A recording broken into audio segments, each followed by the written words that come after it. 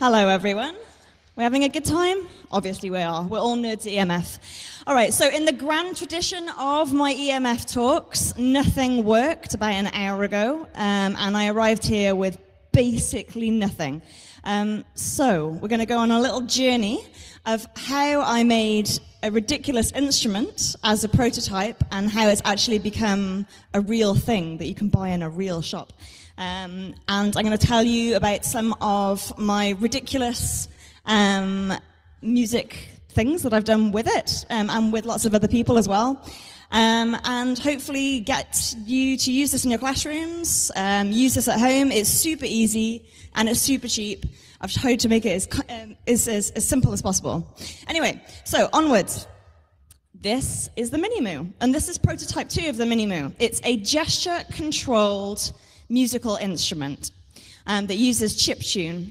Well, I'll play some of that for you in a minute. But I designed this for kids to be able to make gesture-controlled instruments. But more than just playing an instrument, I wanted them to be able to make an instrument. So they actually sew the whole thing, they wire it, they code it, and then they make the music and perform it themselves. It's super easy. But it's just a starting point. So I'm hoping to inspire lots of kids to just play around and have fun with technology. So I don't know why that just went forward without me touching anything, but never mind. So as you know, I'm Helen. I made the Meemu. I'm a maker. I'm a writer. I do some education stuff. I live in Berlin and sometimes London. And I like making musical instruments. I think it's a really enjoyable experience. I would call myself a fairly shitty musician. I play probably 20 different instruments, all of them extremely badly. And that's one of the reasons why I love making my own instruments, because I'm the best in the world at playing the things that I made myself. So this is a story about how I made this. Okay, right. So it's inspired by an amazing musical instrument called the Meemu Glove. Can I just get a quick hands up? Who's heard of the Meemu Glove? Quite a lot of you. Okay, cool. So, as it says on the screen, the Meemu is a very fancy pants MIDI controller. Now, that's a bit jargony, and I like to avoid jargon, but really, MIDI is just a way of making music with a computer, okay? So when we make music with our mouths or with a traditional instrument, we've got lots of wobbly lines that come out of our mouths, like sound waves. But in a computer, they use something called MIDI, which is basically uppy-downy instead of wiggly. And the Meemu is a wonderful instrument that was thought of many years ago by a musician called Imogen Heap. And she can do these amazing things with it. So she's really passionate about electronic music and expressive instrumentation of electronic music. And she kind of was sat behind her desk making these beautiful concoctions. And then when she went out into the world to try and perform these things that she made, she felt like this complete disconnect from her audience. She was unable to perform in the way that you might perform with a guitar or a flute. You're just standing behind your computer. And even though electronic music is very exciting, actually visually, for it to be performed, it's actually kind of dull. So she set out around 10 years ago to make electronic music performance expressive again. Now, the thing about being ahead of your time is that sometimes some of your ideas are a little bit impractical. So her Meemu Glove is amazing, and it's been on tour with some incredible big names, including Ariana Grande. I've got a short clip of her using one later. But it's not quite come to market yet, because it's expensive, it's complicated, it has to work in these multi-date, multi-arena festival situations. So the technology is super complex. This is what it is, okay? It's got all these different really cool sensors. It's got bend sensors, flex sensors. It's got visual feedback. It's got haptic feedback, which means it does nice buzzy things when you do things. It's been really designed by musicians for musicians. Really cool, really nice to wear. I've had a play on them. Really amazing piece of kit. So yeah, I talked about her. She is quite famous, and she does do cool things. So why did I start doing this? So I kind of came across through my music technology work. We kind of crossed paths through Terry, who's actually out there. And I said, do you know what? This glove is super inspiring. I can see this working super well to inspire kids into technology. I mean, if you know me, you'll know that I'm a big advocate for creative technology and for the power of creative technology in classrooms, in homes, and just generally for fun. I think we sometimes overstate how much worthiness there is to technology. Sometimes it's all right to just mess around with it and have a nice time. Gesture control is really one of the things I particularly like doing. I find it expressive, I find it really enjoyable, and yeah, I mean, that says it all really. It's fun and I like it. And I was doing quite a lot of work with gesture control. This is a picture of something I did with one of my friends. We did a hack together. Her name's Coco Sato. She does really amazing electronic origami. And we did a gesture-controlled flirting device based on Japanese technology. Japanese fan artistry. And it was a really cool hack. And I started thinking more and more in my own personal work about gesture control and non-verbal signaling and how cool it was and how much I wanted to do more stuff in the classroom with it. So another reason I really liked Imogen's work and wanted to do something with it is that I know from my experience that teaching in a classroom is more effective if you're giving them something that's real. If you're giving them something meaty to chew on, and you can be like, look at this cool thing that someone's actually doing with this technology, and now we can do something like it. It's really inspiring to kids, especially the kids that don't really necessarily see the point of the technology for its own sake. So having real-world tech that's linked to actual jobs, actual outcomes, or joy is a really wonderful way, in my eyes and in my experience, of democratizing technology. So, oh yes, so this is the glove in action. So I feel like I've talked a lot about something that you haven't actually seen. This is Ariana Grande, as I'm sure the younger ones of you will know, using the glove.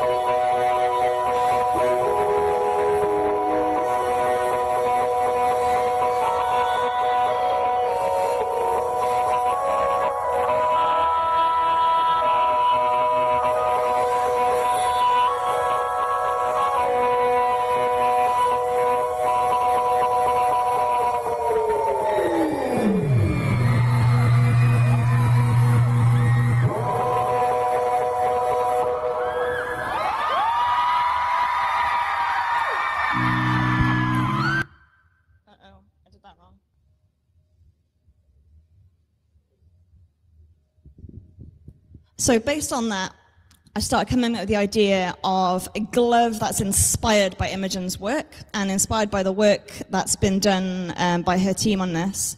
And I came up with the idea of doing a really stripped down version of this.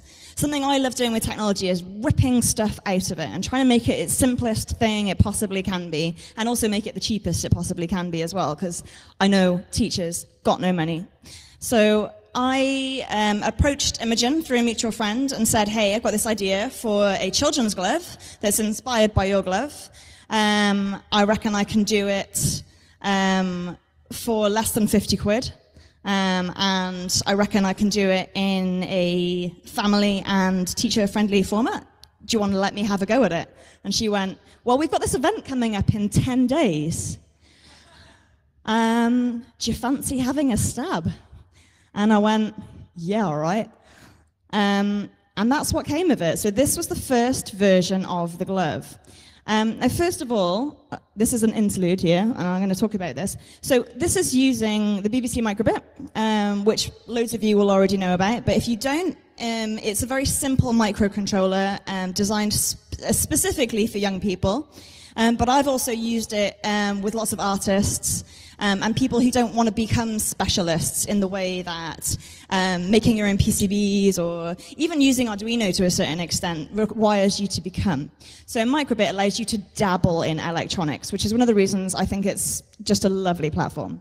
Anyway, inside this little microcontroller, which is up here, we've got something called an accelerometer, which basically, it can tell where it is in space. It can tell if it's up, it can tell if it's down, it can tell if it's being jiggled about. And I was like, well, you know what? That'll do. We don't need flex sensors. We'll just have an accelerometer, and we'll make it do something with that. So we stripped it right back to that. Microbit's a lovely thing. Let me see. Oh, here we are. So in all of my workshops, this is the first piece of code that a child will write. It's just block code. They just drag it across, on shake, start melody, bada bing. And then they upload it, and it does it. And it blows their fragile little minds. It's very exciting. It's very exciting. You don't need to make something complex. And then basically, 2 hours, I'll basically just have a sit down, I have a cup of tea. They're just off making their own melodies, off doing different types of things with these things. I mean, that's, for someone who's leading a classroom or leading a workshop, you're like, yep, job is done. That is over. I'm having a cuppa and a sit down. So this is genuinely how simple it is. And like, it does blow their little minds. It's kind of amazing. So yeah, back to the prototype. I would say that even though it was successful, it was a bit bonkers to do something, take something from a little seed of an idea to an actual prototype that I presented in front of like 300 people in 10 days. But, you know, I would do it again. It was great fun. So making the prototype, here we are. So this is part of the prototype. This is part of the prototyping session for the first ever version of the glove. And there are some kids in the room, actually, who were also at this prototyping session. And I wanted to talk a little bit about this. So I do quite a lot of developing of stuff for kids. And people are always, and my clients are always like really surprised by how much I ask the opinions of the children. And I think that just makes, you know, this is what I have to say about that. User testing really works. I just wrote a book on DIY electronics for kids, and I didn't choose a single project that went into my books. Children did. Every single project was chosen by kids.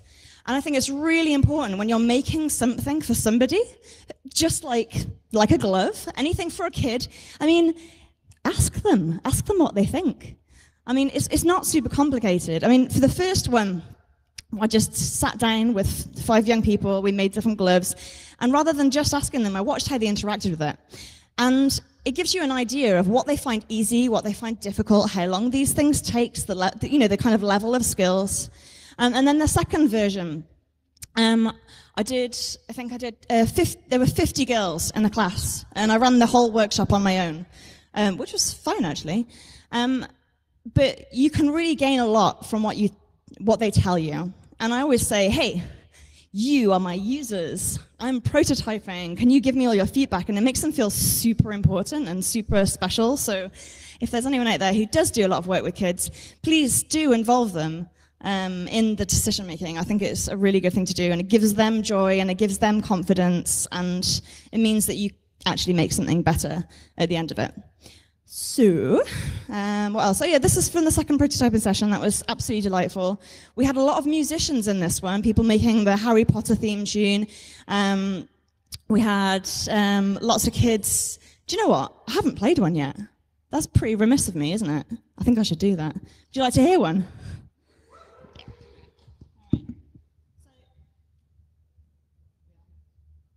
So this is, I'd say, the one that just before we go to press. This is the almost final version. You can come and have a look at it at the front afterwards. The crocodile clips will be a bit shorter. So it's really simple. Basically, the kids, they have a felt thing here, which has got their different size hands on it. They cut it out. They sew it. Pretty simple, you'd think, but actually that's the hardest bit. That takes like an hour. Everything else takes about half an hour. Then they wire it up, 3 crocodile clips. It's very simple, but it's age-appropriate way. There's power and ground. You're talking a little bit about circuits. And then they actually code it. Let me play this. This is...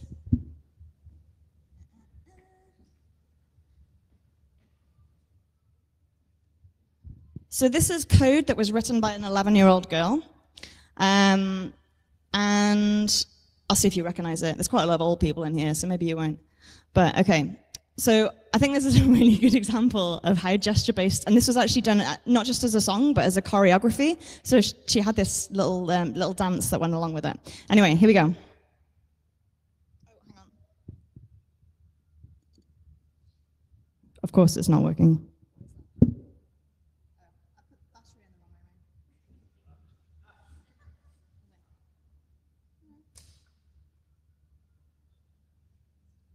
About 10 seconds ago. I'm trying different battery. I know that was a terrible idea. That means that last thing won't work.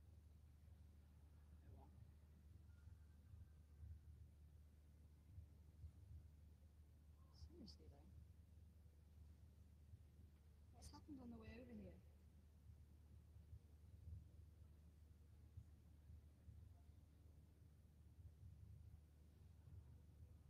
Why, EMF? Why? Seriously? Like, there's no reason.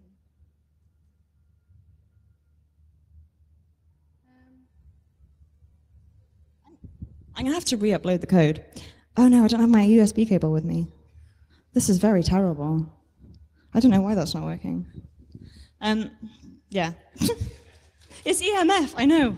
Nothing works at EMF. It's probably just got damp or something. It was working about 10 seconds. It's not that kind of USB cable. I know. It's a micro USB to USB, yeah. EMF, I love you. There's literally no reason. Okay, where's my code? All right, a little bit of light coding here. Okay. Oh no, it's not going to be a surprise now because you'll be able to see what name it is. I know, I'm tricking you. Here we go. All right. 1 second. Talk amongst yourselves.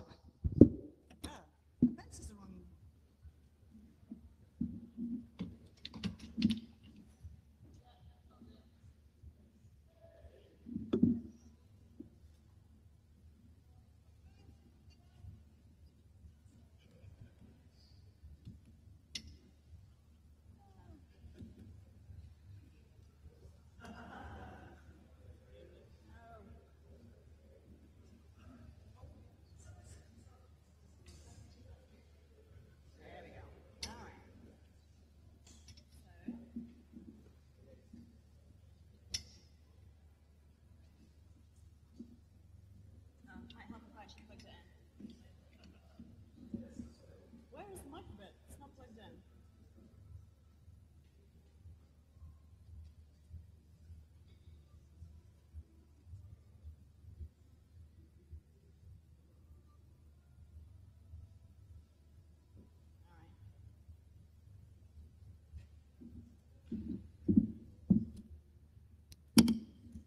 All right, well hopefully this will work. If not, I'll just tell you about it. Just much less exciting.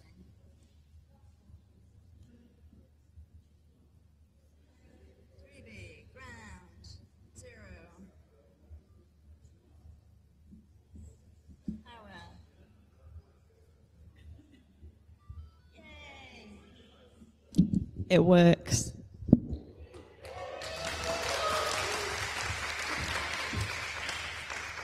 You know, this is why I love EMF. I could never get away with this shit anywhere else.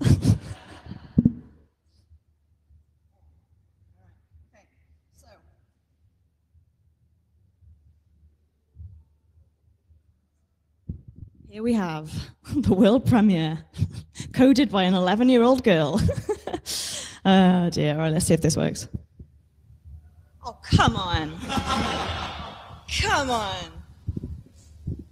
Legitimately. You just heard that though, right? I just built it up too much, is what's happening. Seriously. There's no reason for it not to work. Oh, I knew I should have solved it. I think I spent too long doing this. I think I'm just going to have to give up.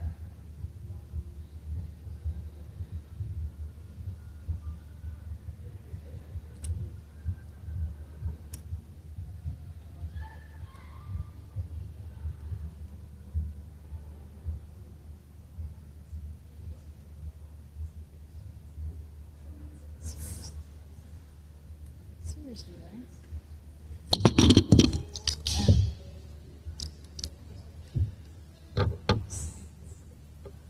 No, I mean, actually put it in. That'll do. It might be the batteries. Yeah. Yeah, it was the batteries. All right. Here we go.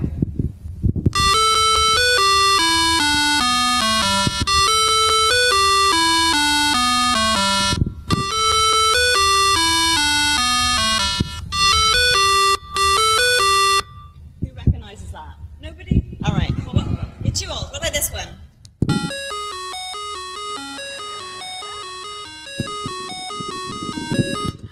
All right. So these are all coded individually. And in fact, I can show you this kind of code as well. But shh, you had your time. You wasted it. You're not getting any more of my attention. All right. So, let's put the presentation back up. There's nobody. Oh, come on. Here we go. Let's put that back over there. There we go. That'll do. Yeah. Okay. So, the kind of things that kids were doing, they were amazing. They were doing really cool songs. They were doing amazing sound effects gloves. In fact, Finn, who's over there, did one of my favorite ones. There's an effect on microbit, which is free fall. So, if you are free falling, it can detect it. And he was like, do you think that if it fell off a building, that it would be able to know? And I was like, yes, I think it would. And then this smile spread across his face, and off he scurries to his computer. And suddenly he comes back with this glove that when you drop it or fall off a building, it plays you the funeral march back.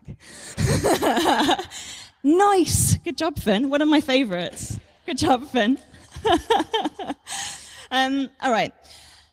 So the next thing that we did after doing all these amazing user testing and having a really nice time in classrooms across the country, is that we ended up having a chat with the lovely Paul from Meemu, and that's basically working with them has been like heart eyes emoji just down the board. And they really like the concept, and obviously it's really easy to manufacture. I mean, it's largely some felt. We've got a lovely PCB that we made, which is the world's first sewable speaker. Ooh. It comes with everything that's included, everything, needle and thread and all those bits and bobs. It's going to be in a really nice shiny box and all that kind of stuff. So, I mean, this is the first time I've had a proper kit. I've done my own stuff before, kind of more DIY style, kind of making everything myself on laser cutters and 3D printers. Had my first small successful hit, which was a robot unicorn about a year ago. Had a modest number of orders and suddenly thought, oh my God, this is terrible. Why on earth would I want to be a manufacturer? I hate this. This is So at that point I decided, right, okay, the next time I do a product, I really want to do it with somebody who knows what they're doing, because I didn't. And going through that experience as someone who's primarily been a bedroom maker and a hackspace maker, and then kind of actually going to a small company, but a company that really knows what they're doing, has been really exciting for me. I got to press go on a pick and place machine, which was box ticked. Love that. But yeah, Meemu have been amazing. And we are going to have this box as a kit coming out, I think, in October. I think.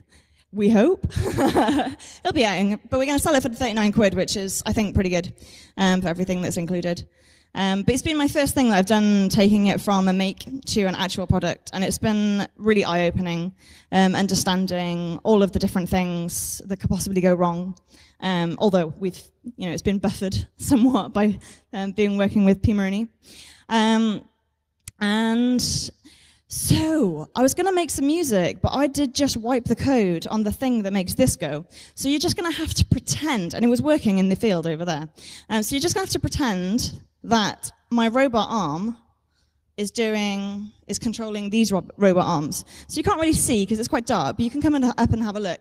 But I have got 3 robotic arms, solenoids, like push-pull things, attached to some levers that hit a really cool xylophone that I've had since I was really young. So let's mute that one. Let's play that and see what happens. And you can trick that with gesture. And I really wanted to show you these things as well, because it's not just about controlling computer. It's not just about making chiptune music. This actually feeds into a wider ecosystem. So the microbit, a 13 quid computer, can control a really expensive and really professional pieces of music software. This is going through Ableton Live. It can also control GarageBand seamlessly. It can control your iPad. It can control actual physical instruments that use MIDI as well. And if I hadn't wiped the code that we'd worked so hard on, it can control a loop of my voice as well. So I can actually sing, it can control it, it can do delay, it can do reverb, just from 2 buttons and an XY axis. There's so much more in there. You know, there's a magnetometer inside there that you can do really cool things with, like you can have directional based sound that you can explore. That's enough of that, thank you very much. And also I want to show you this cool thing that I made with my friend, Tom. Which is here. So this is just using 2 microbits. See if it works. 2 microbits and some copper piping. This is the gesture control there. So it's basically angles. I wrote some code so that the angles control the different notes that are being played on this copper pipe instrument that's just being hit with solenoids. Again, it's really fun. Let me just play that again from the beginning. Look, so here we are. So this is radio signaling different angles down to this other microbit, which is then sending that data via serial to a free open source piece of music technology, which is super cool. So yeah, I think that is exactly my time up. But I think if anybody has any questions or wants to come and have a look at my little robot arm, or actually wants to come up here and see my annoying, this never doesn't work. Like, it always works. But yeah, come up and say hi. That was half an hour, apparently. Thank you.